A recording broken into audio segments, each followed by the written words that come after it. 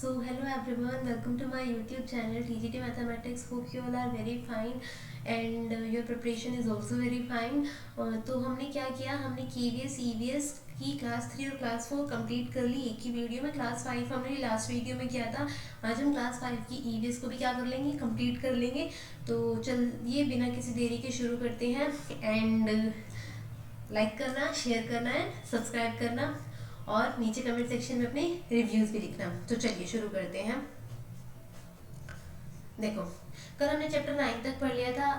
आज हम कहाँ से शुरू करेंगे? आज हम शुरू करेंगे चैप्टर 9 वॉल्स टेल्स स्टोरीज। ठीक है, कि जो वॉल्स हैं वो भी क्या करती हैं, स्टोरीज के बारे में बताती है। जो ये आपका ईवीएस का है, ये गोलकुंडा फोर्ट के बारे में दिया हुआ है। कहाँ पे गोलकुंडा फोर्ट? ये गोलकुंडा फोर्ट आई थिंक आपका बुक में आई थिंक इतनी इन्फॉर्मेशन थी। एक बार मैं इसे रीचेक कर लेती हूँ, फिर बताती हूँ आपको। यहाँ पे कौन सी गोलकुंडा फोर्ट के बारे में ये जो पूरी स्टोरी है, यहाँ पे कौन सी डायनेस्टी इसको बिल्डअप किया था, that is Kakatiya dynasty. Which dynasty? KAKTIYA, Kakatiya dynasty. Okay, outer wall has 87 बेस्टिन्स बुर्ज, मतलब जो किले की सबसे ऊपर की दीवार है, बाहर की दीवार है, उसके ऊपर 87 बुर्ज है। बुर्ज का मतलब क्या होते हैं, वो आपने ताजमहल में भी देखे होंगे कि ऊपर गुम्बद टाइप में। तो जो आउटर की वॉल थी वो उसके ऊपर कितने थे? 87 बुर्ज थे। और ये किससे जो नॉर्मल वॉल्स थे उससे भी बहुत बड़े थे। कुतुब शाही यहाँ पे बताया गया है कि किसने रूल किया। देखो, जो ये कुतुब शाही सुल्तान है, इसने रूल किया कब से कब तक? 1518 से लेके 1687 तक इसने क्या किया? रूल किया है। इन ईयर 1200, मतलब ये बताया गया कि इससे पहले, मतलब वहाँ पे कुतुब शाही सुल्तान ने रूल किया इतने से इतने टाइम पीरियड तक, आपके बुक में दिया हुआ है। और उससे पहले 1200 में भी यहाँ पे रूल करते थे कौन? जो ये डायनेस्टी जिन्होंने इसकी नींव रखी, उस टाइम पे किसका था? मिट्टी का था। ठीक है, इसके और मिट्टी के ऊपर शावर थे, मतलब जो ऊपर के रूफ से। तो अब आपके दिमाग में आ रहा होगा कि भाई ये तो मिट्टी का था, फिर इसके ऊपर शावर, लाइक वो कुछ इस तरीके की मिट्टी थी कि पानी देने से वो मजबूत होती थी। दैट्स वाई वो शावर लगे हुए थे कि मतलब देखो इतने पुराने टाइम में भी कितने हाईटेक थे वो लोग। यहाँ पे जो ये गोलकुंडा फोर्ट है, जैसे सपोज करो ये पूरा उसका नक्शा है, उसमें जो 1 सेंटीमीटर दूरी थी वो 110 मीटर के इक्वल होती थी। ठीक है, 1 सेंटीमीटर दूरी 110 मीटर के इक्वल है किसमें? उस मैप के अकॉर्डिंग। गोलकुंडा फोर्ट इतना ज़्यादा मजबूत था, गोलकुंडा फोर्ट कितना मजबूत था कि जब औरंगजेब था, जो औरंगजेब इस पे लाइक अटैक करा था औरंगजेब ने, लेकिन और उसने किसका यूज़ किया था? यहाँ पे तोपों का यूज़ किया था, लेकिन उसकी तोपें भी उसका कुछ भी नहीं कर पाई थी। किसका? गोलकुंडा फोर्ट का। तो वो उसने 8 महीनों तक बाहर ही वेट किया था। ठीक है, और जो उसने तोप यूज करी थी वो किसकी थी? ब्रॉन्ज की थी। ये आपकी बुक में बताया गया। ब्रॉन्ज क्या होता है? ब्रॉन्ज लाइक एन एलॉय, किससे मिलके बना हुआ? कॉपर और टिन से मिलके बना हुआ। ठीक है, गोलकुंडा का आखिरी शासक ध्यान रखना कौन था? अबुल हसन था। ठीक है, जो आपकी बुक में वो था, आप लोगों को क्या करना है, ध्यान रखने ही रखने कि गोलकुंडा का आखिरी शासक कौन था? अबुल हसन था। गोलकुंडा म्यूजियम कहाँ है? हैदराबाद में। तो ये सारी कहानी किसकी है? हैदराबाद की। ओके, देखो यहाँ पे इस में फतेह दरवाज़ा भी है। किसमें? गोलकुंडा फोर्ट में क्या है? फतेह दरवाज़ा भी है। मतलब फतेह दरवाज़ा कुछ दूरी पे था, किससे? राजा के महल से। लेकिन वहाँ से अगर कुछ बोलते थे तो सीधा राजा के महल में सुनाई देता था। ठीक है, कोई भी मैसेज देना हो और अगर वो दूर है तो वो वहाँ से जाके फटाफट दे सकता था। क्यों? क्योंकि वहाँ से सीधा यहाँ पे सुनाई देता था। केरला में एक डिस्ट्रिक्ट है Malappuram district. Which district is in Kerala? Malappuram district. Okay, तो बस इतना ही था आपका चैप्टर इसके बारे में। चैप्टर 10 में गोलकुंडा फोर्ट के बारे में कि एक केरला है, केरला में क्या है? मालापुरम डिस्ट्रिक्ट है। आई थिंक आप लोगों को समझ में आ गया होगा। बेसिकली गोलकुंडा फोर्ट है कहाँ पे? हैदराबाद में है। म्यूजियम भी उसका वहीं पे है। फतेह दरवाज़ा था एक, जहाँ से किंग के दरबार में सब कुछ सुनाई देता था। जो आउटर वॉल था उसमें कितने बुर्ज थे? टोटल 87 बुर्ज थे। यहाँ पे औरंगजेब ने भी अटैक किया था।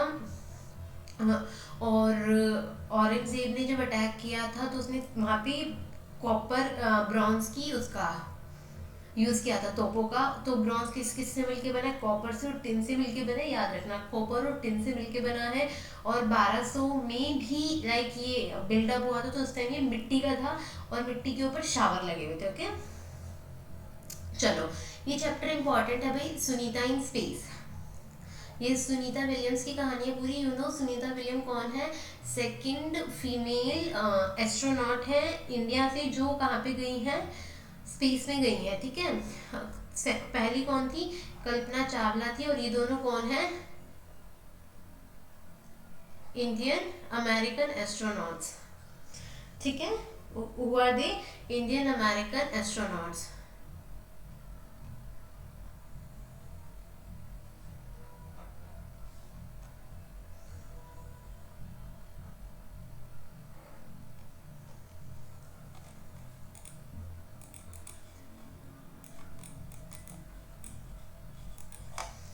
ठीक है, 2007 में सुनीता विलियम्स ने एक न्यू रिकॉर्ड सेट किया था। कहाँ पे? दूर तक स्पेस में, दूर तक फ्लाइट करने का, ठीक है। कौन से ईयर में? 2007। ध्यान में रख लो 2007, छाप लो कहीं पे। अगर दो इंडो अमेरिकन एस्ट्रोनॉट्स पूछेगा तो एक है कल्पना चावला एंड दूसरी कौन है? सुनीता विलियम्स। सुनीता विलियम्स के बारे में देखो बहुत एक अच्छी कहानी है। सुनीता विलियम्स जो थी वो बनना तो स्विमर चाहती थी, लेकिन बन क्या गई थी वो? हेलीकॉप्टर, लाइक हेलीकॉप्टर राइड कर दी थी। फिर इन और ये नील आर्मस्ट्रॉन्ग से बहुत ही प्रेरित थी। फिर इनको किसी ने बताया कि ये स्पेस में भी जा सकती हैं। फिर वहाँ से इन्होंने अपनी आगे की पढ़ाई शुरू करी और इन्होंने अपना आगे का सफ़र तय किया। तो देखा लाइक कितनी मेहनत करी है इन्होंने अपनी लाइफ में कि कहाँ से कहाँ थी। ओके, और लॉन्गेस्ट स्पेस, और इन्होंने क्या किया है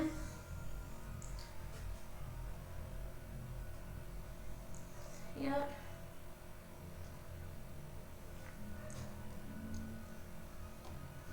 ठीक है, समझ गए आप लोग कि 2007 में उन्होंने न्यू रिकॉर्ड सेट किया कहाँ पे?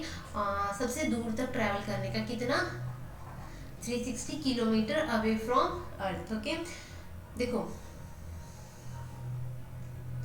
एसिलॉव है, इन्होंने एक बुक लिखी है किसके ऊपर? स्पेस के ऊपर, how we find the earth is round by, ठीक है। असिलोव है, इन्होंने क्या लिखी है? बुक लिखी है किससे रिलेटेड? स्पेस से रिलेटेड। और बुक का नाम क्या है? How we find the earth is round by. I think you have understood. अब ये बता, आपको पता ही है कि ग्रेविटेशन नहीं है स्पेस में। ग्रेविटेशन कहाँ पे है? सिर्फ और सिर्फ अर्थ पे है ग्रेविटेशन। और अगर आप कोई चीज़ ऊपर फेंकते हैं तो वो ऊपर से नीचे आती है। किस स्पीड से आती है? 9.8 मीटर पर सेकेंड की स्पीड से चीज़ क्या आती है? नीचे आती है, ठीक है। ये बात ध्यान रखना कि आपने कोई भी चीज़ फेंकी तो वो कितनी स्पीड से आएगी नीचे? जी इज इक्वल्स टू 9.8 मीटर पर सेकेंड, ठीक है। अर्थ के पास ग्रेविटी होती है। अब अर्थ की बात हो रही है तो एक बात और ध्यान रखना कि मून पे आपका वेट कितना हो जाता है? 1/6 हो जाता है। दैट मीन्स अगर यहाँ पे आप कितने केजी के हैं? अगर आप यहाँ पे 60 केजी के हैं तो मून पे आपका वेट क्या बोला मैंने? 1/6 है। तो दैट मीन्स वहाँ पे आपका वेट कितना हो जाएगा? 10 KG. As simple as that, okay? And there is no gravity on the moon, and there is no gravity on space also. सबसे पहले कौन गया था मून पे? सबसे पहले कदम किसने रखा था? And he is the Neil Armstrong. किसमें? 1969 में। 2007 में किसने किया? सुनीता विलियम्स ने न्यू रिकॉर्ड सेट किया था सबसे दूर तक जाने का स्पेस में, and that is 360 kilometre away from the earth. Okay, चलो ये थोड़ी थोड़ी टर्म्स ध्यान रखना। क्या कि जो स्टार्स होते हैं वो क्या करते हैं? ट्विंकल करते हैं, ओके। और जो स्टार्स क्या करते हैं? ट्विंकल करते हैं। और एक कॉन्स्टेलेशन होता है और एक मीटियोरॉइड होता है। ऐसे शाइनी ऑब्जेक्ट्स जो मूव करते हैं, ठीक है। स्टार क्या करते हैं? ट्विंकल करते हैं। बट जो शाइनी ऑब्जेक्ट्स जो मोशन में होते हैं उन्हें क्या कहते हैं? कॉन्स्टेलेशंस कहते हैं, ओके, ठीक है। Shiny objects which appears to move और मीटियोरॉइड क्या होते हैं, मीटियोरॉइड को आप लोग बोलते हैं ना कि टूटता हुआ तारा, बेसिकली वो क्या होते हैं आपके जो स्पेस है उसके अंदर बहुत सारे छोटे छोटे मिट्टी के एस्टेरॉइड्स हैं, मिट्टी गैसेज हैं इन सब के। तो जैसे ही वो अर्थ के एनवायरनमेंट में आते हैं तो वो आते क्या होते हैं, फायर पकड़ लेते हैं, उन्हीं को हम क्या बोलते हैं, मीटियोरॉइड। ओके, ठीक है, which catches asteroid which catches fire when enter earth atmosphere. I think this is clear to you. चलिए आगे बढ़ते हैं, नया chapter, what if it finishes. Next chapter पढ़ते हैं, chapter 12, what if it finishes, क्या होगा अगर ये खत्म हो जाएंगे तो। चलिए शुरू करते हैं।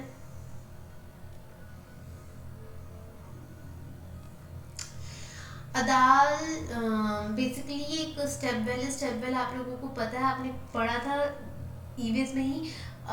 ये एक स्टेप वेल की बात, बावड़ी की बात की गई है। स्टेप वेल क्या होते हैं, बावड़ी होती है।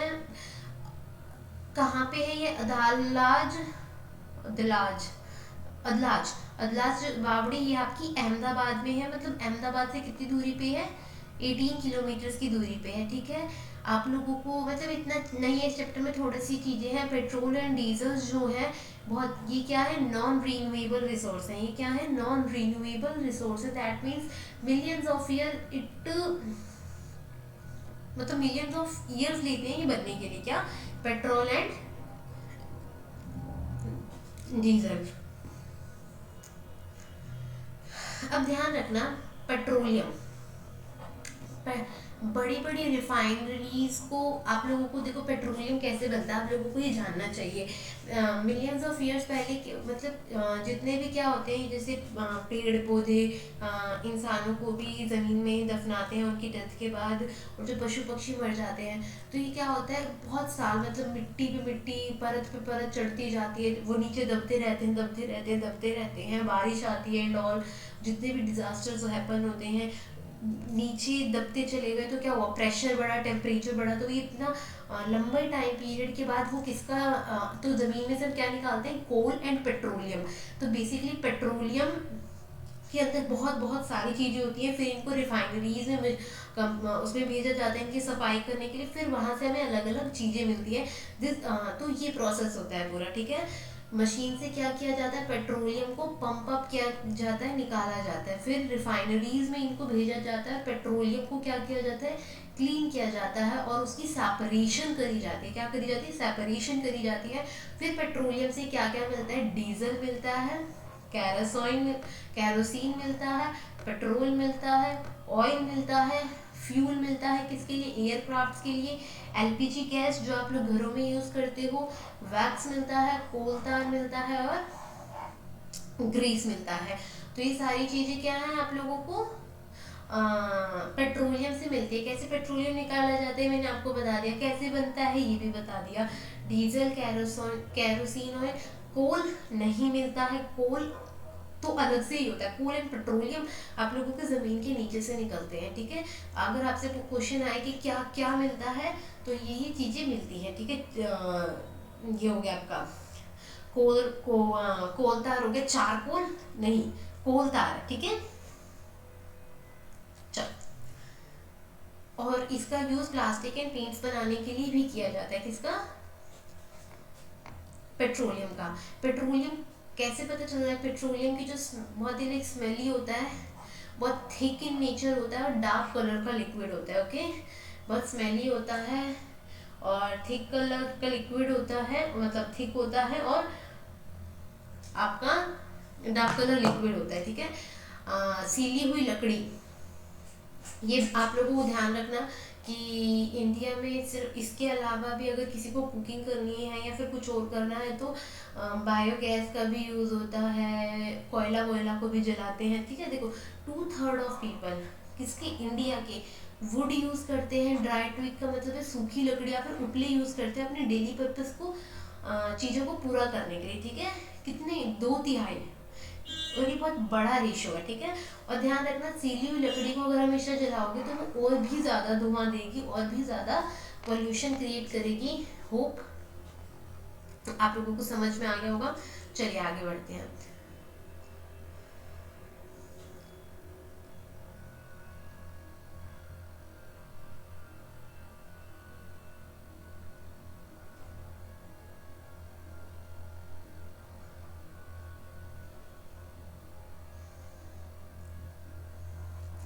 ये आपके पेजेस ऊपर नीचे शफल हुए हुए हैं। अभी हमने कौन सा चैप्टर कवर किया, चैप्टर 12 कवर किया। अब चैप्टर हम कौन सा पढ़ेंगे, वहीं पे तक था आपका चैप्टर 12।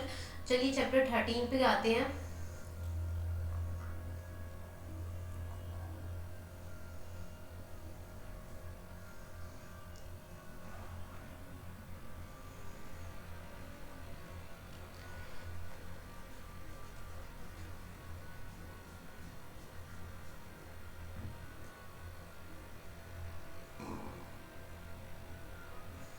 चैप्टर 13 इसमें मैंने लगाया नहीं है, गिव मी मिनट में आप लोगों के लगाते हैं, एक सेकेंड।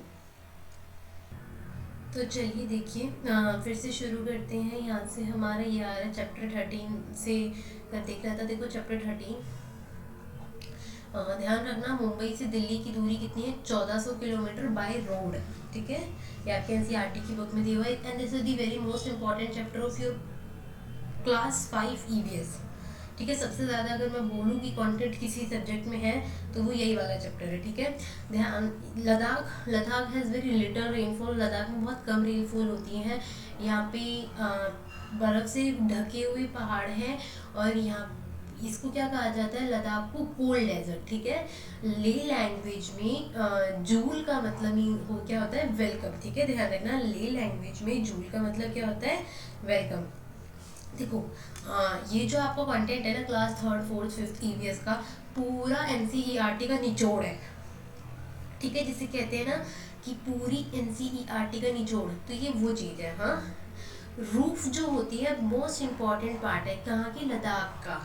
लद्दाख में जो घर होते हैं वहाँ पे की जो छत होती है वो सबसे मोस्ट इम्पॉर्टेंट पार्ट है। अब आप लोग खुद ही देखिए कि वहाँ पे कितनी वो हो रही है, बर्फ़ वगैरह गिर रही है, तो रूफ को उनको सबसे, अब देखो रूफ में क्या होता है कि जो रूफ किससे बनी होती है, थिक टीट जो तना होता है ना, तना, मोटा तना, उससे रूफ को बनाया जाता है स्ट्रॉन्ग करने के लिए। ठीक है, और हाउसेस में कैसे होती है, फ्लैट। ठीक है, ग्राउंड फ्लोर विदाउट विंडो। देखना लद्दाख में घर कैसे होते हैं, ग्राउंड फ्लोर पे कोई विंडो नहीं होती, वॉल्स जो होती हैं थिक होती हैं, स्टोन, मड और लाइम की बनी हुई है, चूने की, मिट्टी की और पत्थर की। ठीक है, और फ्लोर कैसे होते हैं, वुडन फ्लोर होते हैं। ध्यान रखना कि ground floor without window, ground floor पे कोई विंडो नहीं होती है। ओके, चलो,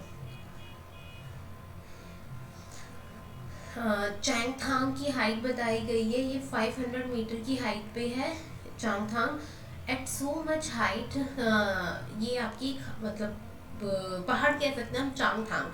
ठीक है, ये इतनी हाइट पे है, बहुत ज़्यादा टॉप हाइट पे है भाई, 5000 मीटर बहुत हाई होती है। ठीक है, अब आप लोग वो याद रखो कि जो आपकी माउंट एवरेस्ट की थी उससे भी ज़्यादा है। ठीक है, at so much height it is very difficult to breathe. यहाँ पे क्या होने लगता है, हेडक फील होने लगता है, वीकनेस फील होने लगती है। अगर आपसे पूछे कि सबसे टॉप पॉइंट इंडिया का, तो वो क्या है, चांगथांग। यहाँ पे कोई भी ह्यूमन बीइंग नहीं रहता। अभी बताया ना कि इतनी ज़्यादा हाइट है, तो ओनली यहाँ पे सिर्फ और सिर्फ ब्लू स्काई दिखता है, ब्यूटीफुल लेक्स दिखती हैं। हाँ, ओके, और यहाँ पे जो हवा चलती है किस स्पीड से चलती है, यहाँ पे जो हवा आप लोगों की चलती है ये आपकी 70 किलोमीटर पर आवर की स्पीड से चलती है। तो यहाँ से मोस्ट इंपॉर्टेंट क्वेश्चन क्या बन सकता है कि सबसे टॉप हाइट किसकी हो गई, चांगथांग, और कितनी मीटर की दूरी पे है, 5000 मीटर की दूरी पे है। ओके, अब यहाँ पे एक ट्राइब के बारे में बताया गया, and that tribe is Changpa tribe. ठीक है, ये कहाँ पे रहती है, लद्दाख, जहाँ पे इतनी ठंड है वो वहाँ पे रहती है, वहाँ के माउंटेन्स पे रहती है। सिर्फ इस ट्राइब में कौन सी, चांगपा। ऊपर कौन सा किसकी हाइट, किस जगह की बात की गई थी ऊपर भी, चांगथांग माउंट की जगह पे। ठीक है, और यहाँ इस ट्राइब में सिर्फ और सिर्फ 5000 लोग हैं।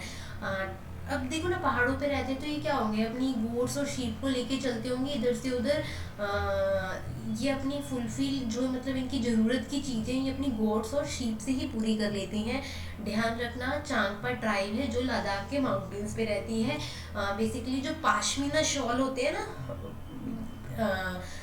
पाशमीना शॉल कहाँ से बनते हैं, ऊपर से बनते हैं, अभी उसके बारे में भी हम नीचे डिस्कस करेंगे, just wait.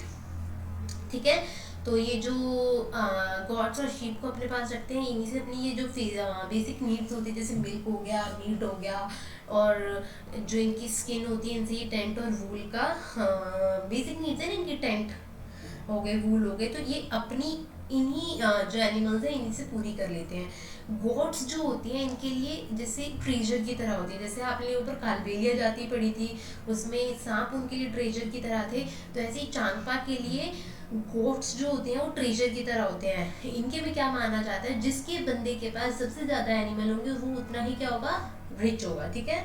From these goats, इन बकरियों से वर्ल्ड की फेमस पाशमीना वूल बनती है। बताया अभी कि पाशमीना वूल इन्हीं से बनती है, ठीक है, क्योंकि जितनी ज़्यादा टॉप पे अगर आपकी उनकी गोट्स होंगी उतनी ही उनके पास से सॉफ्ट वूल निकलेगी और उतनी ही हेल्पफुल होगी, ठीक है। आगे ट्राइब्स अपनी गोट को और हाइट पे लेके जाते हैं for more and softer hair, ये बता दिया मैंने। Changpa carry everything on their horse and yaks, वो हॉर्स और याक्स पे अपने क्या करते हैं, सारी चीज़ें कैरी करके चलते हैं, मतलब अगर उन्हें जगह बदलनी है इधर से उधर जाना है तो फटाफट ये कर लेते हैं, ठीक है। देयर टेंट्स, जो इनके घर होते हैं बहुत ही ऐसे लाइक कोन शेप की तरह होते हैं, और इनको क्या कहा जाता है, रैबो कहा जाता है। ध्यान रखना, जो चांगपा ट्राइब है जो उनके घर हैं ऐसे, उनको क्या कहा जाता है, रैबो कहा जाता है, ठीक है। याक हेयर, जो मतलब स्ट्रिप्स होती हैं उसको बनाने के लिए चाहिए होते हैं, तो किसके यूज़ करते हैं स्ट्रिप्स को बनाने के लिए, याक के बालों का। ध्यान रखना, इंपॉर्टेंट क्वेश्चन बनता है यहाँ से, किसके बालों का यूज़ करते हैं, याक के बालों का, ओके। क्यों, क्योंकि बहुत ही स्ट्रॉन्ग है, वार्म है और प्रोटेक्ट करते हैं इनसे, किसे, आई से स्ट्रॉन्ग। देखो इतनी ठंड में रहना ना अपने आप एक चुनौती से पूर्ण है, क्यों, वहाँ पे हवा नहीं, ढंग से सांस तक नहीं आती है, इतनी ठंड है, okay. Just because for their livelihood, हम तो बहुत ही लाइक अच्छे उसमें रहते हैं, सारी फुलफिल चीज़ें, बस हमें पढ़ना है और हमसे वो काम भी नहीं होता, हमसे पढ़ाई भी नहीं हो रही है जी, तो बेसिक बेसिक नीड्स के लिए ये लोग तरस रहे हैं, ठीक है। देखो इसमें बताया है कि जो इनका टेंट है ये कैसे बनाया जाता है। देखो टेंट पहले 2 फुट का गहरा गड्ढा खोदा जाता है, फिर अब यहाँ पे गड्ढा खोद दिया तो उसके साइड में क्या होगी, उभरी उभरी सी ज़मीन होगी, फिर जो साइड की जो ऊंची सतह होती है उस पर क्या लगा देते हैं, टेंट लगा देते हैं, ठीक है। रैबो, रैबो क्या है, इनके टेंट का नाम है। फ्लैट के कमरे जितना बड़ा है, जो ये आपका ये वाला पोर्शन है ना टेंट का, मतलब टेंट के बारे में बताया हुआ, ये कितना बड़ा होता है, फ्लैट के कमरे जितना बड़ा होता है, जिसका डिज़ाइन है 1000 साल पुराना है। कितने साल, 1000 साल, बहुत लॉन्ग टाइम पीरियड है। रैबो के बीचों ही बीच छेद होता है, जैसे ये आपका क्या है, इस तरीके से टेंट है तो यहाँ पे बीचों बीच ही क्या होता है, छेद होता है, ठीक है। और वो छेद क्या हेल्प करता है, वो वहाँ से जो अंदर चूल्हे का धुआं होता है ना उसको बाहर निकालने में हेल्प करता है, ठीक है। चलिए आगे देखते हैं। तो मैंने अभी आपको बताया कि क्या यहाँ पे जीना अपने आप में एक मुश्किल से भरा है, तो कई बार ये अपने साथ ऑक्सीजन सिलेंडर भी कैरी करते हैं। इतने टॉप पे जा रहे हैं, इतनी हाइट पे जा रहे हैं अपनी भेड़ बकरियों को लेके, तो किसी भी टाइम पे ऑक्सीजन की कमी हो सकती है। तो पाशमीना जो वूल बताया वो यहीं से बनती है। पाशमीना देखो शॉल के बारे में बताया गया है, बहुत ही ज़्यादा गर्म होती है, सबसे ज़्यादा गर्म होती है, तो आपको पता है महंगी भी बहुत ज़्यादा होती है। ये कितनी गर्म होती है, अगर 6 स्वेटर आप लोग पहन लो ना उसकी जितनी गर्म है, ठीक है, 6 टाइम्स देन स्वेटर, एक नॉर्मल स्वेटर से। बहुत ही पतली होती है, स्टिल वार्म होती है, ठीक है। पतली होने के बावजूद भी क्या होती है, बहुत पतली होती है। अगर आप स्वेटर पहन लोगे तो आप क्या मोटे मोटे से लगोगे। गोट्स, ये बताया हुआ है कि पश्मीना शॉल किससे बनाई जाती है, गोट से बनाई जाती है। वो कितनी ऊपर हाइट पे जाती है भी बताया था ना, और बहुत ही ठंड वाले एरिया में जाती है, ठीक है। और कितना कितना ज़्यादा टेम्परेचर होता है यहाँ पे, -40 डिग्री सेल्सियस, ठीक है। कितना टेम्परेचर होता है, -40 डिग्री सेल्सियस। आई थिंक आप लोगों को यहाँ तक समझ में आ गया होगा। अब ध्यान रखना, गोट्स के जो फर है, जो उसके बाल है, वो जो समर्स होती है ना उसमें झड़ जाते हैं, ठीक है। और जो गोट के बाल है बहुत बहुत बहुत थिन होते हैं, मतलब कि अगर हम 6 बकरी के एक हेयर को लेंगे और अपना एक हेयर लेंगे तो वो भी उससे क्या दिखेगा, अपना हेयर भी मोटा दिखेगा कि इतने पतले होते हैं, बहुत ही ज़्यादा थिन हेयर्स होते हैं गोट के। तो जब इतने थिन है तो उनको मशीनों से तो हम बना नहीं सकते, तो पाशमीना शॉल किससे बनती है, हाथों से बनती है, समझ गए। बहुत ही लंबा मेथड है इसको बनाने का और बहुत ही ज़्यादा डिफिकल्ट मेथड है, that's why it is very expensive. 250 hours की वियरिंग के बाद, मतलब 250 घंटे इसको बनाते हैं, तब कहीं पे जाके एक पाशमीना शॉल बन के तैयार होती है। समझ रहे हो कितनी मेहनत छिपी है एक शॉल के पीछे।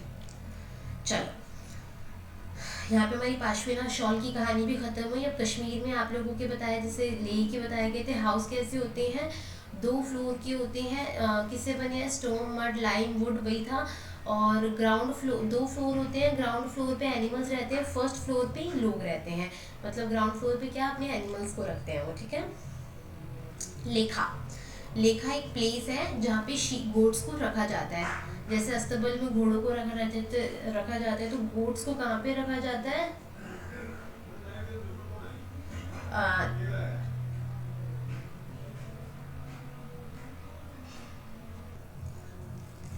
तो ठीक है, लेखा क्या हो गई, एक जगह हो गई जो जहाँ पे गोट्स को रखा जाता है। चलिए, तो यहाँ पे हमने क्या देखा, यहाँ पे हमने देखा कि लेखा क्या होती है। लेखा वो जगह है जहाँ पे हम क्या करते हैं, शीप्स को रखते हैं। तो ध्यान रखना, लेखा क्या है, लेखा एक जगह है जहाँ पे शीप्स को रखा जाता है। और ये जो लोग होते हैं ये अपनी शीप्स के ऊपर एक स्पेशल मार्क लगा के रखते हैं अपना, ठीक है। और जो लेखा है, लेखा बेसिकली एक बोट्स को रखने की जगह है, जो उसकी जो वॉल्स होती हैं उसको किससे बनाया जाता है, स्टोन्स से बनाया जाता है। आपने देखा लद्दाख में और कश्मीर में घर स्टोन्स से ही बने हुए, स्टोन्स, मड, लाइम, ठीक है। एवरी लेन इन कश्मीर, कश्मीर में बहुत सारी बेकरी है, इवन हर गली में बेकरी है, क्योंकि लोग जो है घर पे रोटी नहीं बनाते, वो क्या करते हैं, बेकरीज से ही रोटी, ब्रेड, इनको क्या करते हैं, लेते हैं, ठीक है। हाउस बोट्स के बारे में बताया हुआ है। हाउस बोट्स मैंने आपको बताया था कि जो हाउस बोट्स हैं वो क्या होती हैं, आपके एक तो श्रीनगर में और लद्दाख, उसमें केरल में भी दिखती है।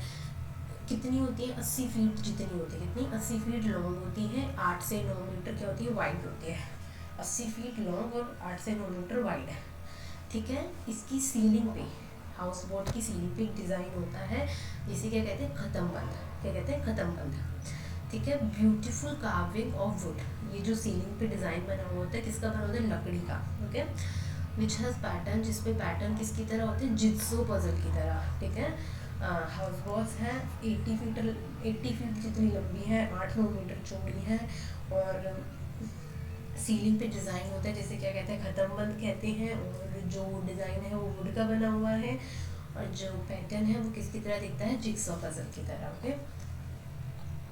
बहुत सारी फैमिलीज ऐसी हैं श्रीनगर में जो बोट्स में रहती हैं, ठीक है। और उन बोट्स को क्या बोला जाता है, डोंगा।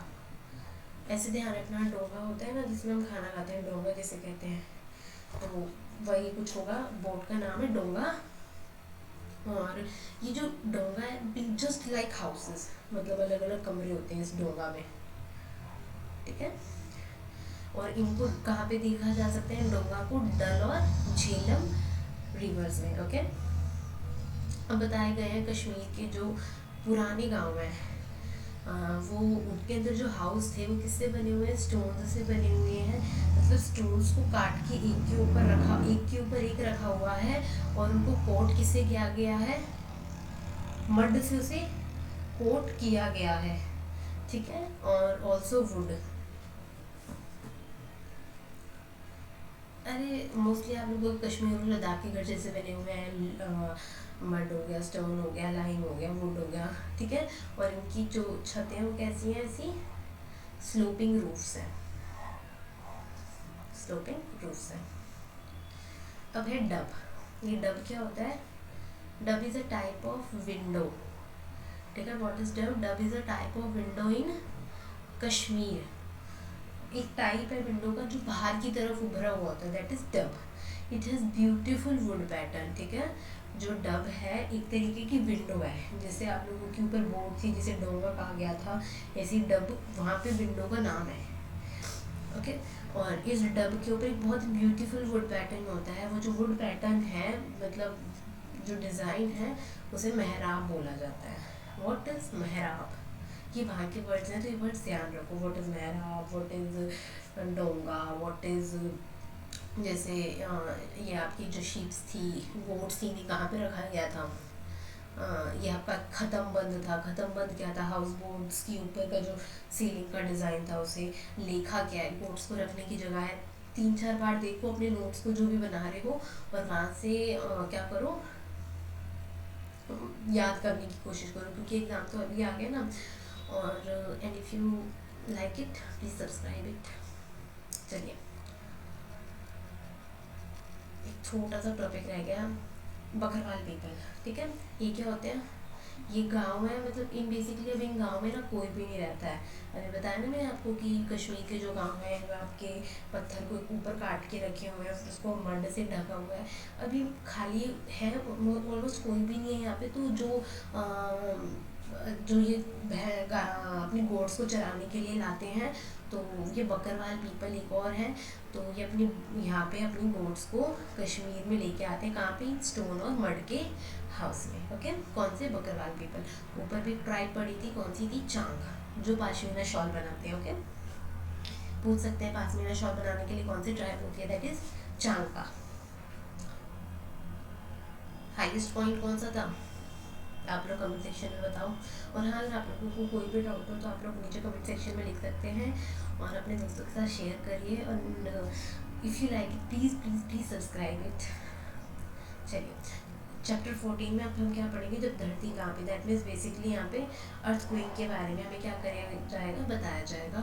तो देखो, गोबर और चिकनी मिट्टी से जो हाउस तैयार होते हैं, मतलब गोबर चिकनी मिट्टी से दीवारें बनती हैं, ऊपर छत को कवर करने के लिए वो जो घास फूस होती है उसकी छत बनती है। तो ये ऐसे हाउसेज हैं, लाइक सपोज करो अर्थक्वेक आ गया, बहुत नुकसान हो गया, तो इस तरीके से उसमें बताया गया कि अर्थक्वेक से इन हाउसेज को कम नुकसान होता है। इतना इंपॉर्टेंट नहीं है, वैसे एनसीईआरटी में था तो लिखा हुआ है।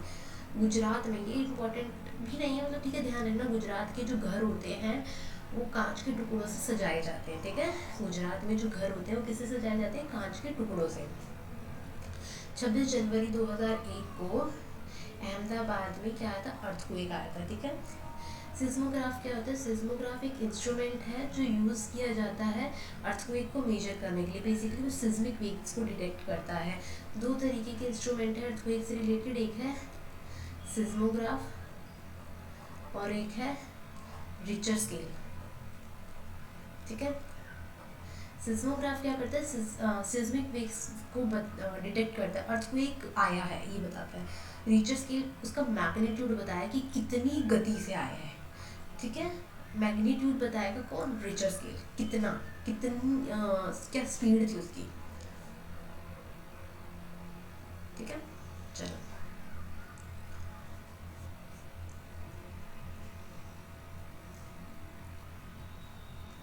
देखो, एक फ्लड होता है और एक सुनामी होती है। फ्लड का मतलब होता है बाढ़, इससे किसे नुकसान पहुंचता है? किसानों को। सुनामी आती है तो मछुआरों को। अर्थक्वेक के मैग्नीट्यूड को मेजर करने के लिए क्या होता है? रिचर स्केल होता है। खत्म, चैप्टर 14 भी। चैप्टर 15 पढ़ते हैं। चैप्टर 15 में कुछ नहीं है, बस एक इसमें है उसी से ठंडा उसी से गर्म। इसमें बेसिकली इस चैप्टर में क्या बताया गया है अभी बताती हूँ मैं। इसके लेखक डॉक्टर जाकिर हुसैन। इसमें ये बताया गया है चैप्टर में उसी से ठंडा उसी से गर्म कि जब आप देखो, जब आप चाय पीते हो तो क्या करते हो? फूंक मारते हो, राइट। जब आपको ठंड में सर्दी लगती है तो आप क्या करते हो? अपने हाथों को ऐसे करके उस पर फूंक मारते हो, क्यों? तब आपके हाथ ठंडे होते हैं, आप उसको फूंक मारो अपने हाथों को गर्म रखने के लिए, राइट। लेकिन जब आप चाय पीते हो तो आप फूंक मारते हो तो उसको चाय को ठंडा करने के लिए। बस इस चैप्टर में उसी के बारे में बताया गया है। इसके ध्यान रखना कि लेखक कौन है? डॉक्टर जाकिर हुसैन। और ये क्या, कौन थे डॉक्टर जाकिर हुसैन? आप लोग नीचे बताना कमेंट सेक्शन में। अब ये लोग, आप थोड़ा बहुत काम आप लोग भी करिए, है ना। चलिए, चैप्टर 17। चैप्टर 16 में कुछ भी नहीं है, कुछ भी नहीं है। चैप्टर 17 देखते हैं। चैप्टर 17 में भी इतना कुछ नहीं है। चैप्टर में 16, 17, 18 नूर खान एक बास्केटबॉल कोच है, ये बताया गया है। और ये मुंबई की बात है। चैप्टर 17 बेसिकली एक गेम पे है कि कैसे कैसे लड़कियां मतलब वहाँ पे खेलने जाती हैं, तो वहाँ के बारे में। तो एक बास्केटबॉल की कोच है, कौन है वो कोच? नूर खां। कौन है? नूर खां। और एक बच्चू खान प्ले ग्राउंड है, कहाँ पे? मुंबई में। ये दोनों चीज़ें मुंबई में। नूर खान कौन है? Basketball coach. अगर पूछे तो नूर खान कौन है? बास्केटबॉल से रिलेट करते हैं। कौन? नूर खान। चलो,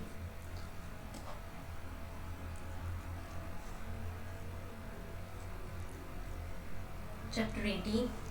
चैप्टर 18 में क्या है आपका? तारकोल। आपको तारकोल को क्या बोला जाता है? दामर। क्या बोला जाता है? दामर भी बोला जाता है। तारकोल से क्या बनती है? रोड बनती है। बस इतना ध्यान रखना कि दामर क्या होता है, तारकोल होता है। तारकोल से क्या बनती है? रोड बनती है। मैंने बताया ना इन चैप्टर्स में कुछ नहीं है। ये चैप्टर 19 में कुछ है, तो चैप्टर 19 इंपॉर्टेंट है, इंपॉर्टेंट है, इंपॉर्टेंट है, इंपॉर्टेंट है। कल का जो एग्ज़ाम हुआ है ना एनडीसी का, उसमें भी आप लोगों को चैप्टर 19 देखने के लिए मिला है। यहाँ से क्वेश्चन आया था झूम फार्मिंग के बारे में, अभी यहाँ से पढ़ेंगे। ठीक है, गुजरात में एक जगह है वैंगम, और ये किस चीज़ के लिए फेमस है? अपने ग्रीन और वेजिटेबल्स के लिए। ठीक है, जब क्रॉप को हार्वेस्ट मतलब क्रॉप की कटाई छटाई हो जाती है, तो यहाँ पे एक फेस्टिवल मनाया जाता है ऑन और वहाँ पे एक डिश बनती है उस फेस्टिवल में, दैट इज़ औंधिया। ठीक है, ये जो डिश है एक तरीके की पकी हुई सब्जियों की बनती है। ठीक है, और पकी हुई सब्जियों को क्या बोलते हैं? स्ट्यू बोलते हैं। ठीक है, गुजरात में एक जगह है वैंगम, ये अपनी ग्रीन और वेजिटेबल्स के लिए फेमस है। ग्रीन और वेजिटेबल्स के लिए अगर आप लोगों से कोई पूछेगा तो दैट इज़ वैंगम। और देखो, अगर आप लोगों को वैसे तो राइटिंग इतनी अच्छी खासी नहीं है, ठीक है, लेकिन अगर आप लोगों को नोट्स चाहिए तो आप लोग नीचे कमेंट सेक्शन में लिख देना, तो मैं वहाँ पे लिंक जोड़ इसके साथ अटैच कर दूँगी, ताकि आप लोगों को PDF इसकी मिल सके। ठीक है, crop was harvested and festival.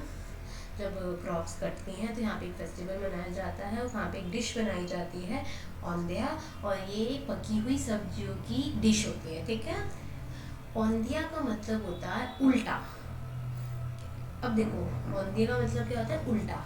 इसमें को बेसिकली कैसे बनाई जाती है? सारी सब्जियों को धो के एक मटके टाइप में रख देते हैं, और उसी में मसाले मिला देते हैं, और फिर उसको सील बंद कर देते हैं ऊपर से, और कोयले के अंदर डाल देते हैं। ठीक है, फिर वो धीरे धीरे धीरे धीरे मंदी आंच पे क्या होती है? पकती रहती है। लेकिन वो जो पोट डाला है वो उल्टा डाला जाता है, इसलिए इसका नाम क्या पड़ गया? औंधिया। ठीक है, औंधिया। पोट को उल्टा रखते थे, इसलिए इसका नाम क्या है? औंधिया।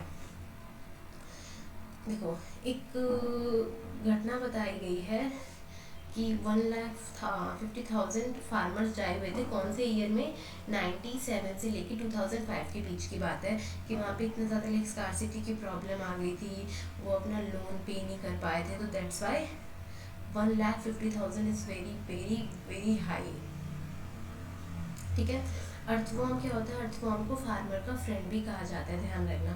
अर्थवॉर्म को क्या कहा जाता है? फार्मर का फ्रेंड। क्यों कहा जाता है? क्योंकि ये क्या करता है? डेड लीव्स और प्लांट्स को खाता है।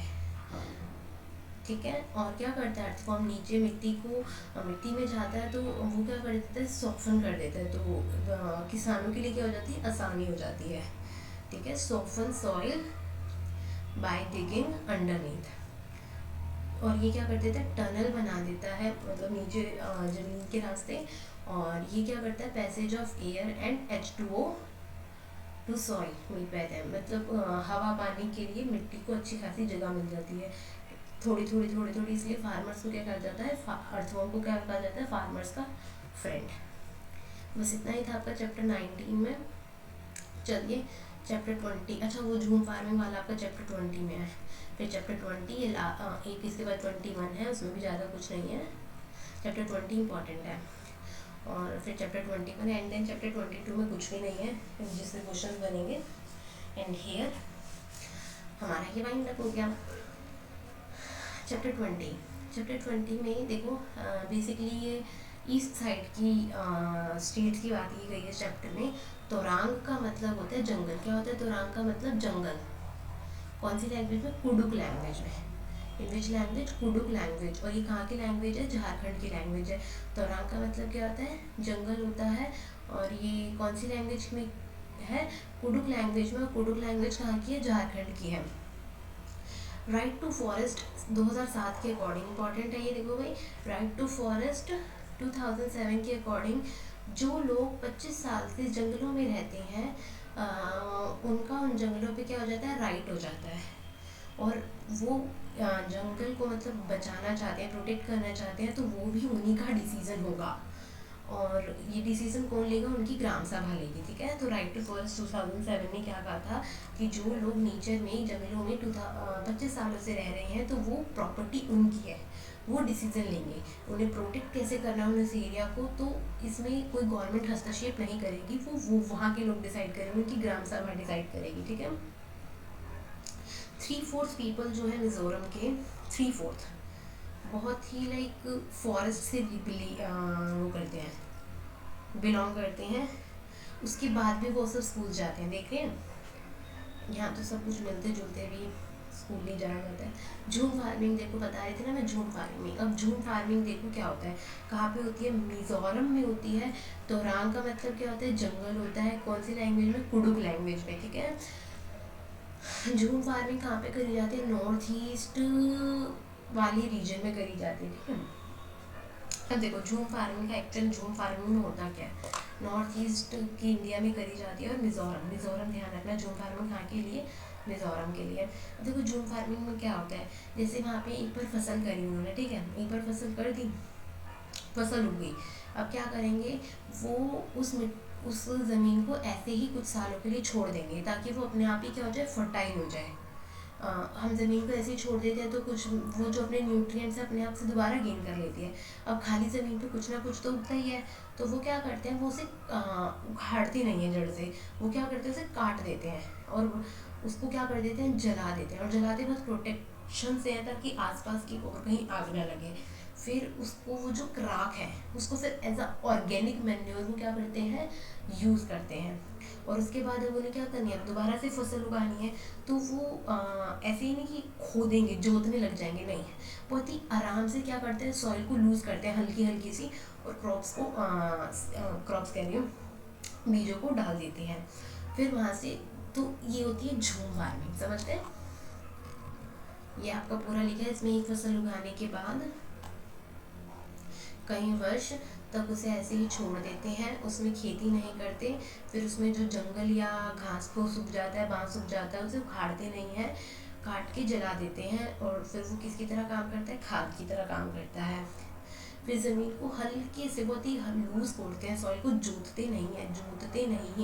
झूम फार्मिंग में प्लोइंग नहीं होती है। और एक ही खेत में अलग अलग बीज डाल देते हैं। जैसे उस वहाँ के हम क्या डाल देंगे? मकई डाल देंगे, सब्जी डाल देंगे, चावल डाल देंगे, मिर्च डाल देंगे, ओके। तो बस। और अब ये क्या होते हैं? मकई, सब्जी, अब ये वहाँ पे उन्होंने क्रॉप डाली अलग अलग अलग अलग, तो साइड में खरपतवार, अनवांटेड प्लांट्स, वीड्स भी उग जाते हैं। तो हम क्या करते हैं? वीड्स को तो निकाल देते हैं, लेकिन ये क्या करते हैं? वीड्स को काट देते हैं। इनका क्या मानना होता है? इनका मानना होता है कि जो वो अनवांटेड प्लांट्स है वो किसकी तरह काम करेंगे? सॉइल के फर्टाइल बनाएंगे, एज अ खाद काम करेंगे। If some wrong things happen, अगर किसी फैमिली के साथ कुछ भी हो जाता है तो वो उसकी मदद करते हैं बाय हेल्पिंग देम, उनको उनको खाना वाना दे के उनकी हेल्प करते हैं, ठीक है। तो इन किसकी बात हो रही है? झूम फार्मिंग कहाँ की है? मिजोरम की है। आई थिंक यहाँ तक आप लोगों को समझ आ गया होगा। चलिए आगे बढ़ते हैं। देखो मेन क्रॉप क्या होती है यहाँ की? राइस होती है। यहाँ की मेन क्रॉप क्या होती है? राइस, चावल। Taking to home is very as there. देखो मिज़ोरम में मेन क्रॉप अगर पूछेंगे तो क्या होती है? राइस होती है। लेकिन इसको वापस लेके जाना घर तक बहुत ही डिफ़िकल्ट टास्क होता है। क्यों होता है बहुत ही डिफ़िकल्ट टास्क? क्योंकि यहाँ पे रोड्स नहीं होती, इनको पहाड़ी रास्तों से अपनी पीठ पे रख के उसको लेके जाना पड़ता है। कुछ ऐसे गाड़ी नहीं है, ट्रैक्टर नहीं है जिसमें वो लोड करके लेके जाए। और जब इनका सारा काम हो जाता है, ऑन कंप्लीशन ऑफ वर्क, जब इनका ये सारा काम डन हो गया तो एक स्पेशल डांस करते हैं जिसका नाम क्या है? चिरो डांस, ठीक है, इम्पॉर्टेंट है। एक स्पेशल डांस करते हैं और उसका नाम क्या है? Cheraw dance. People sits in front of pairs कैसे करते हैं चिरौ डांस? एक दूसरे के सामने बैठ जाते हैं और बैम्बू को हाथ में पकड़ लेते हैं और फिर ड्रम की बीट्स बजाई जाती हैं और फिर जो लोग मतलब बैम्बू को पकड़ के बैठे थे वो ग्राउंड पे उसको बीट करने लगते हैं और फिर आके जैसे ये लोग बैठे हैं, इनके हाथ में ये बैम्बू है, फिर जैसे ही ड्रम बजा तो ये इसको ज़मीन में ठोकने पीटने लगते हैं, फिर बैम्बू को आगे पकड़ के आगे पीछे कूद कूद के नाचने लगते हैं। बस इतना नहीं पूछेंगे आपसे, बस क्या पूछेंगे कि जब राइस का इनका काम सारा कंप्लीट हो जाता है किनका, मिज़ोरम वालों का, जहाँ पे झूम फार्मिंग होती है, तो एक स्पेशल डांस करते हैं जिसका नाम है चिरौ डांस। ये इम्पॉर्टेंट है बस, ठीक है, चिरौ डांस। और ध्यान रखना अगर पूछे कि किस डांस का फॉर्म है, किस तरीके से है, तो आप लोगों को याद रहे। चलिए, पूरन पोली, जैसे पूरन पोली भी खाते हैं ये, और पूरन पोली क्या होती है, स्वीट रोटी जो गुड़ और आटे से बनती है। देखिए यहाँ पे इसे पूरन पोली बोला जाता है, कहीं पे से मालपुए बोला जाता है, कहीं पे से मीठी रोटी बोला जाता है, तो सब जगह के अपने अपने नाम है, ठीक है। चलो, मुकंदम, जैसे मुकंदम क्या होता है, जैसे हमारे यहाँ जमींदार होता है तो वो जो पैसे देता है उसे क्या बोला जाता है, मुकंदम बोला जाता है, मुकंदम। ठीक है, मुकंदम, मुकंदम इज लाइक जमींदार जो पैसे देता है। बांस की टोकरी और पत्तल कहाँ पे, मतलब ये अपने हाथों से बनाते हैं, कौन से रीजन में, झारखंड और मिजोरम वाले। देखो सूर्यमणि जो ये पूरी स्टोरी है ये सूर्यमणि के ऊपर ही घूम रही है। सूर्यमणि कौन थी, जो बताया तोरांग है, तोरांग का मतलब क्या होता है, जंगल, फॉरेस्ट होता है। तो सूर्यमणि वहाँ की एक लड़की के बारे में बताई गई है, तो वो झारखंड में रहती थी और इसने क्या किया था, इसने सारे जंगल बचाओ आंदोलन में पार्टिसिपेट किया था और वहाँ के फॉरेस्ट को बचाने में इनका बहुत काम है, इसलिए सूर्यमणि का नाम है, ठीक है। तो ध्यान रखना, झारखंड जंगल बचाओ आंदोलन से कौन रिलेट करते हैं, सूर्यमणि, और इनके साथ एक और थी, वासिवी दीदी, ये याद नहीं होता मत करना, सूर्यमणि नाम याद रख लेना, ठीक है। चलो,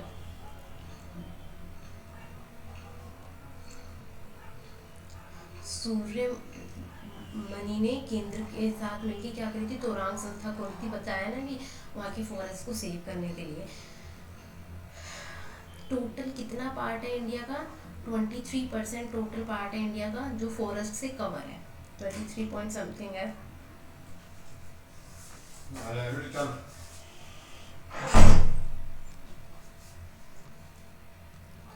ठीक है, ये आपका मिज़ोरम है। मिज़ोरम में मैंने बता दिया कि झूम फार्मिंग होती है। और देखो मिज़ोरम में क्या होता है, मिज़ोरम में लैंड को ना लॉटरी सिस्टम से लॉटरी किया जाता है, मतलब लॉटरी निकाली जाती है कि इसकी इतनी लैंड, इसकी इतनी लैंड, इसकी इतनी लैंड, फिर वो वहाँ पे क्या करते हैं, फार्मिंग करते हैं। तो आपको अगर पूछे लॉटरी सिस्टम से फार्मिंग कहाँ पे की जाती है, मिज़ोरम के रीजन में की जाती है, ठीक है। तो यहाँ पे आपका चैप्टर 20 भी क्या हो गया, डन हो गया। बस ये चैप्टर 21 है, थोड़ा सा पार्ट बचा, देख लो चैप्टर 21 का भी। इसमें ज़्यादा नहीं है, इनमें बस जॉर्ज मेंडल के बारे में बताया गया है। ये कहाँ के रहने वाले थे, ये ऑस्ट्रिया के रहने वाले थे। कब था इनका जन्म, 1822 का इनका जन्म। और ये बहुत ही पुअर फैमिली से क्या करते थे, बिलोंग करते थे। ये पढ़ना तो चाहते थे लेकिन इनके पास क्या थे, रिसोर्सेज नहीं थे। Due to lack of money ये क्या बन गए, मोंक। मोंक का मतलब क्या होता है, प्रीस्ट बन गए, ठीक है। लेकिन इन्होंने फिर भी अपनी रिसर्चेज, अपनी पढ़ाई को कंटिन्यू रखा। तो मोनेस्ट्री में इन्होंने एक रिसर्च करी जिसपे इन्होंने क्या करी, 7 साल लगाए और उस रिसर्च को इन्होंने क्या देखा, मोनेस्ट्री थी। मोनेस्ट्री का मतलब बेसिकली पीछे वो जो चर्च टाइप में कह सकते हैं, मोनेस्ट्री मतलब लाइब्रेरी होती है। तो मोनेस्ट्री के पीछे क्या थी, खाली ज़मीन थी जहाँ पे बहुत ये सब उगता था। तो 7 साल उन्होंने क्या किया, 28,000 प्लांट्स पे उन्होंने क्या किया, एक्सपेरिमेंट किया। किसके थे वो, मटर के पौधे थे, समझ गए। मटर के पौधों पे उन्होंने क्या किया, एक्सपेरिमेंट किया। और उन्होंने क्या बताया, उन्होंने ये बताया कि जो एक मटर होता है वो अपनी आने वाली जो पीढ़ी होती है ना उसको मतलब हेरिडिटरी फॉलो करता है, मटर ये बोला है। मतलब इन्होंने बेसिकली क्या बताया था, देखो जैसे मटर जो होते हैं हमेशा पेयर में आते हैं, तो इन्होंने ये बताया था मटर का जो पौधा होगा वो किस में होगा, पेयर में होगा। तो फिर जैसे ये हो गया और एक ये हो गया, इसका ग्रीन कलर है और इसका येलो कलर है, तो इसके आगे आने वाली जो जनरेशन होगी, तो ऐसा नहीं है कि वो दो कलर का मिक्स करके आएगी, ग्रीन प्लस येलो, नहीं। उसने कहा था या तो पूरी ग्रीन होगी या पूरी येलो होगी। अगर कोई मटर शाइनी है, मतलब कोई चिकना है, कोई स्वीट है, तो उसके आने वाली जनरेशन भी कैसी होगी, स्वीट ही होगी। बस इन्होंने ये बताया था। तो जॉर्ज मेंडल थे, इन्होंने एक्सपेरिमेंट किया था किस पे, मटर के पौधे में, इतना ध्यान रखना। और कहाँ से थे ये, ऑस्ट्रिया से थे, जो इसमें मेन है। तो यहाँ पे आप लोगों की कंप्लीट हो गई है, चैप्टर 5 की पूरी कंप्लीट कर दी है हमने। और अगर आप लोगों को कोई डाउट हो तो आप लोग नीचे कमेंट सेक्शन में पूछ सकते हैं। तो यहाँ पे आपका चैप्टर क्लास 3, क्लास 4, क्लास 5 की इस कंप्लीट हो गई है। एंड पढ़ते रहिए ऐसे ही। एंड अगर आप लोगों को वीडियो पसंद आई है तो please subscribe it and comment your reviews. तो good day and have a nice day. मिलती हैं जल्दी ही अपनी नेक्स्ट वीडियो में।